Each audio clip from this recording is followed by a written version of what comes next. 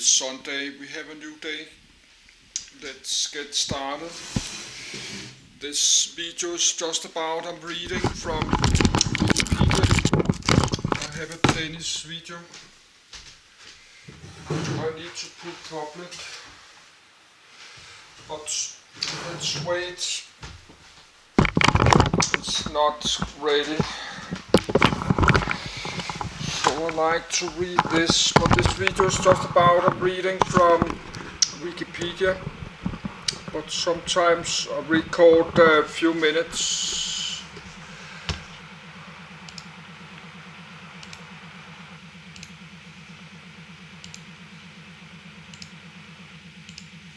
Walter Hancock.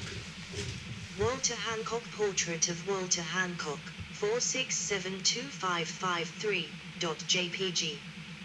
Born 16 June 1799, Marlborough, England. Died 14 May 1852, aged 52. Nationality English. Occupation engineer. Engineering career. Project steam-powered road vehicles.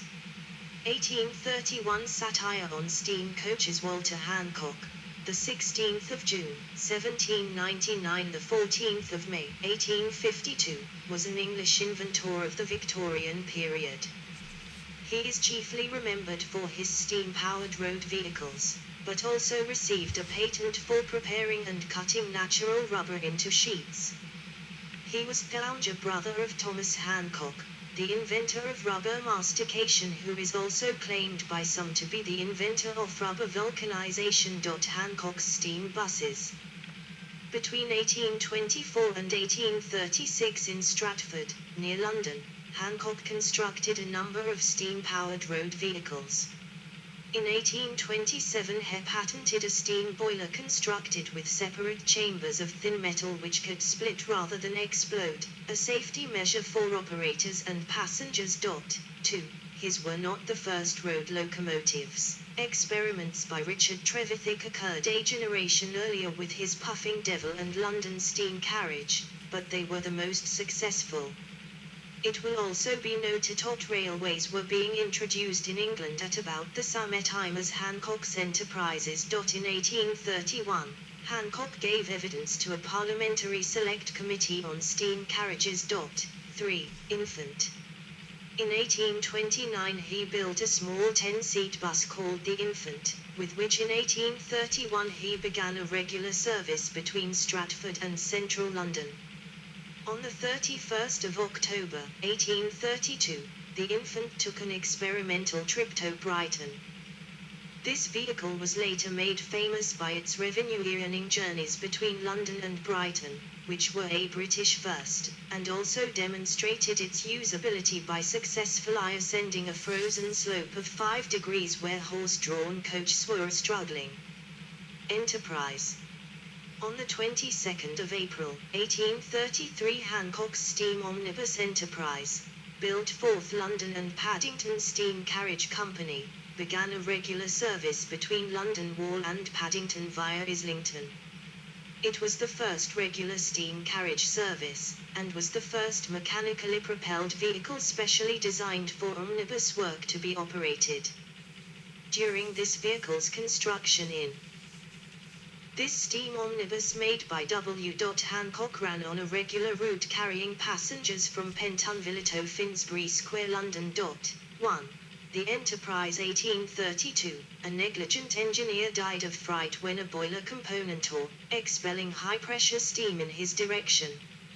Neither he nor anyone else present was physically injured in any way, and the machinery itself suffered no significant damage. 4. 3034 The Enterprise had several features which were innovative by contemporary standards. The engine was suspended on leaf springs along with the body of the vehicle, and the axle located with swinging arms as is still done today in most pickup trucks, with power being transmitted to the axle using chain drive. The rear axle was also used to drive a centrifugal blower fan which was used to force air into the firebox. The Enterprise required 3 operators in normal running. The driver sat at the front and was responsible for steering, via a steering wheel rather than a tiller, and controlling the speed via a regulator. A second operator occupied a small compartment to the rear of the vehicle between the boiler and the engine.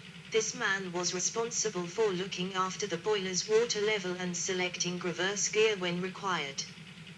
The final man stood on a platform at the rear and was responsible for maintaining the fire and braking, which was carried out by means of a large lever which acted directly on one of the rear wheels.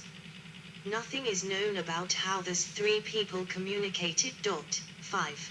The service was brought to an end due to a dispute between Hancock and the operators, and Hancock himself built and operated further steam buses between 1833 and 1840, with names like Era I, Era II, Autopsy and German Drag. 4. 82 Automaton. In 1836 Hancock introduced the 22-seat automaton, which ran over 700 journeys between London and Paddington, London and Islington, and Moorgate and Stratford, carrying over 12,000 passengers in total and regularly travelling at 12 to 15 miles per hour, with a top speed in excess of 20 miles per hour. 4. 76-77 Demise of steam. By 1840, the development of steam-powered road vehicles had lost impetus, and the heavy road tolls imposed by the Turnpike Acts had turned inventors away from steam power, except on rails.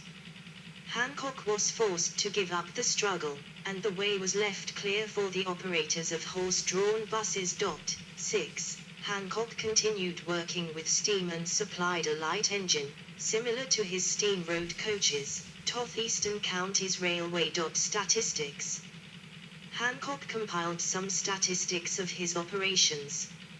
Over a total distance of 4,200 mi, 6,800 kilometers, he had carried 12,761 passengers. He had made 143 round trips from the city to Paddington, 525 trips from the city to Islington, and 44 to Stratford. 55 chaldrons of coke fuel were used, roughly 165 tons, equaling 76 mi, 122 kilometers, per chaldron, at 12s, 60p, per chaldron. This equaled 2d per mile. Hancock's statistics also included the hours in service each day, which averaged 5 hours 17 minutes per vehicle, while the average time taken to make the 9 mi, 14 kilometers, round trip from Moorgate to Paddington was 1 hour 10 minutes. 7. See also History of steam road vehicles. References. Good. That was very good one. I will make some video about it in my language Danish